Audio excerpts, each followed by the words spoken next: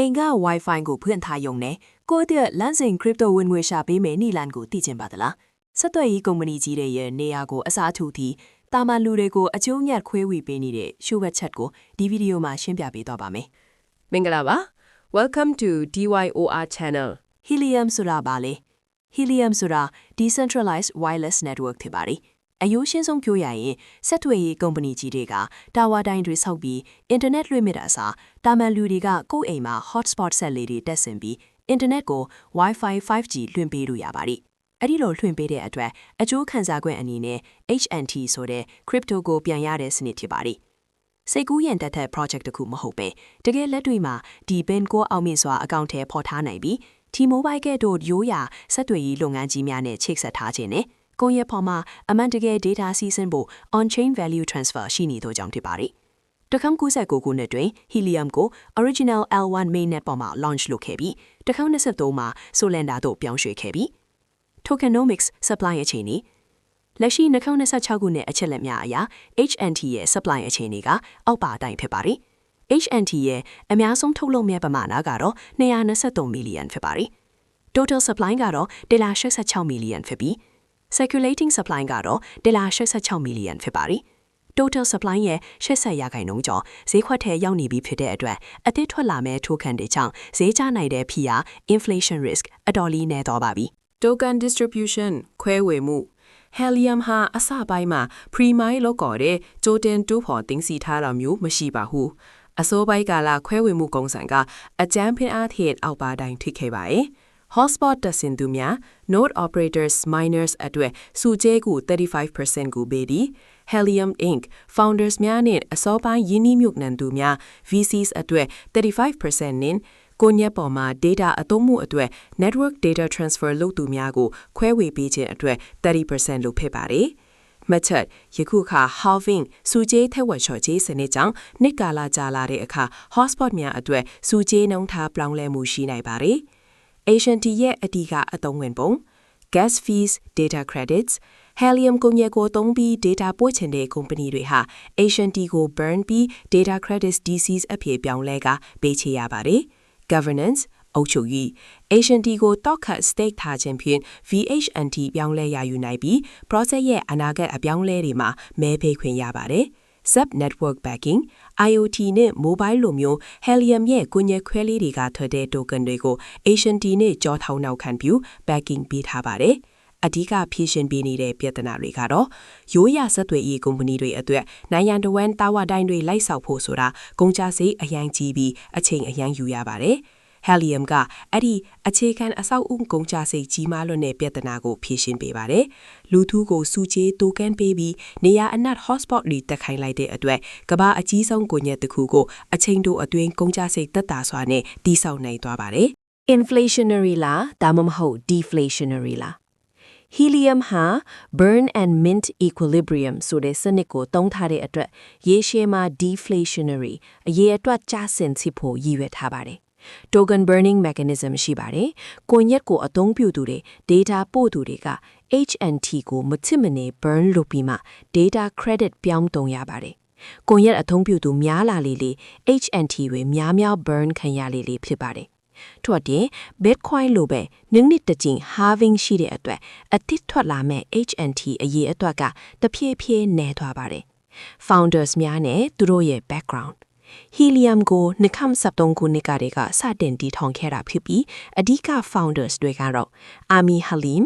e-sports နဲ့ gaming လောကမှာအောင်မြင်ခဲ့သူဖြစ်ပြီး network တည်ဆောက်ရေးမှာကျွမ်းကျင်သူပါSean Fanning သူကတော့နာမည်ကြီး P2P peer-to-peer music sharing platform ဖြစ်တဲ့ Napster ကိုတည်ထောင်ခဲ့သူအဖြစ်နာမည်ကြီးပါတယ်။ Decentralized စနစ်တွေရဲ့ရှေ့ဆောင်တစ်ယောက်ပါ။ Sean Carey စနစ်ပိုင်းဆိုင်ရာဘဲသူက systems architect တူဖြစ်ပါတယ်။ HNT ရဲ့အဓိကယင်းနှိမြုပ်နှံသူများHelium ဟာ crypto လောကရဲ့ထိပ်တန်း VC တွေရှိကနေယင်းနှိမြုပ်နှံသူအမြောက်အများရန်ထားပါတယ်။ Andreessen Horowitz A16Z crypto လောကရဲ့ဩဇာအကြီးဆုံး VC Multicoin Capital Khosla Ventures Tiger Dole အကြီးမားဆုံး risk နဲ့ red flags demand နဲ့ supply မမျှတခြင်းအကြီးမားဆုံး risk hotspot တပ်ပြီး crypto ယူချင်တဲ့သူအများများပေမဲ့တကယ်တမ်းအဲ့ဒီကွန်ရက်ကိုပိုက်ဆံပေးပြီးသုံးမဲ့ company ကညှော်မှန်းထားတဲ့လောက်မများသေးပါဘူး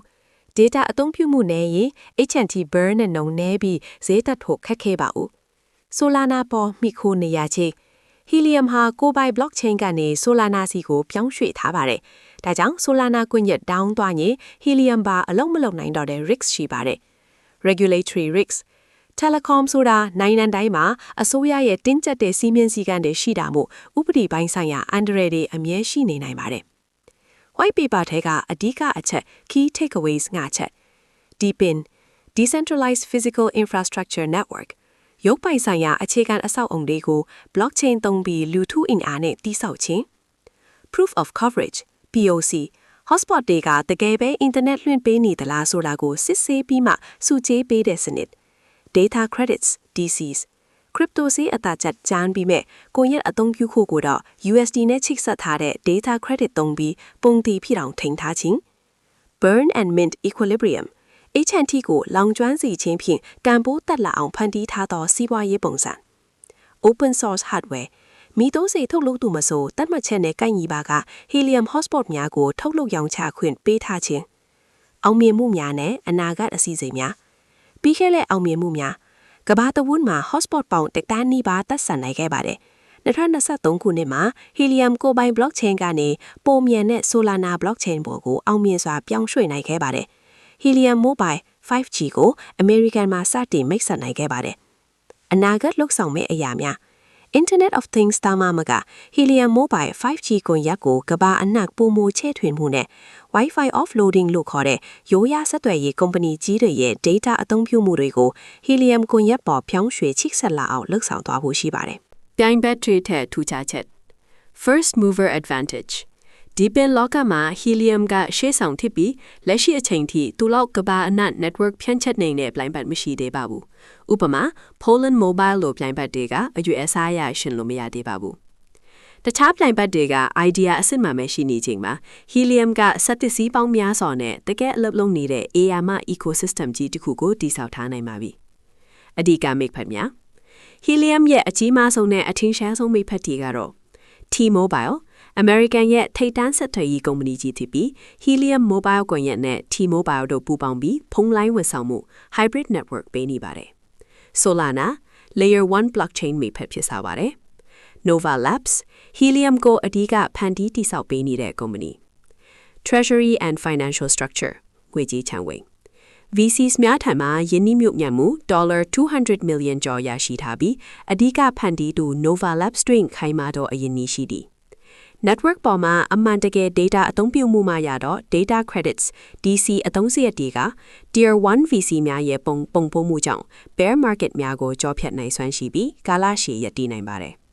crypto market အတက်အရအပြင်တကယ်လက်တွေ့ဘဝရှိဆက်တွေ့ရေးကဏ္ဍအပြောင်းလဲများပေါ်မူတည်နေပါတယ် adoption and market metrics အသုံးပြုမှုဈေးကွက် data Deepin တော့ကြောင့် TVL tab active hotspots ကဘာတဝါလဲပနေတော့ဆက်4သိန်းကျော်ကိုတိုက်တာရသည် Daily active users ဒီ Helium Mobile subscribers အရေးတော်နဲ့ IoT data transfer လုပ်သည့်ပမာဏဖြစ်သည် Transaction volume မှာ Solana ပေါ်ရောက်ပြီးတော့ on-chain ဝယ်ဆောင်ခြင်းနဲ့ exchange များပေါ်ရှိအယောင်းဝယ်ပမာဏအလိုမြင့်မားလာသည်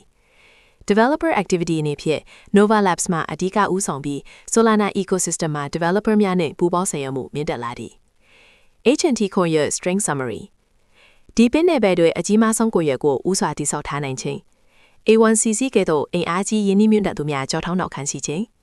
T-Mobile ကဲ့သို့ရိုးရာစီးပွားရေးလုပ်ငန်းကြီးများနဲ့လက်တွဲထားနိုင်ခြင်း Burn and Mint equilibrium စနစ်ကြောင့်အသုံးပြုမှုများလေးရှင်တန်ဖိုးတက်လာမိဖွဲ့စည်းခုံရှိခြင်း Solana ပေါ်သို့ပြောင်းရွှေ့လိုက်ခြင်းဖြင့်အမြန်နှုန်းနဲ့ကုန်ကျစရိတ်ကိုအကောင်းဆုံးထိန်းချုပ်နိုင်ခြင်း H&T ခွန်ရဲ့ weakness summary ဆက်တဲ့သူများတော့လေ data အမိုက်တကယ်ဝယ်သုံးသူနေပါနေသေးခြင်း Benjamin Graham ၏စံနှုန်းများရကြီးလင်ကိုရွက်၏လက်တွေဝင်ငွေနှင့်ဈေးကွက်တန်းဖို့အချိုးစားကွာလွန်နေခြင်းဆက်ဖိုင်ရှင်များသည့်ဆက်ဖိုးပြန်ရလေရလာသော token များကိုအမြဲပြန်ရောင်းနေသည့်ဖြစ်အားရှိခြင်းဆက်သွယ်ရေးဥပဒေများ၏စောင့်ကြည့်ထိန်းချုပ်မှုအတွင်ရှိနေခြင်း decentralized ဟုဆိုတော့လေအဓိကဆုံးဖြတ်ချက်များကိုကုမ္ပဏီတစ်ခုတည်းကသာလွှမ်းမိုးထားခြင်းအခုကြည့်ရှုနေတဲ့ဗီဒီယိုလေးက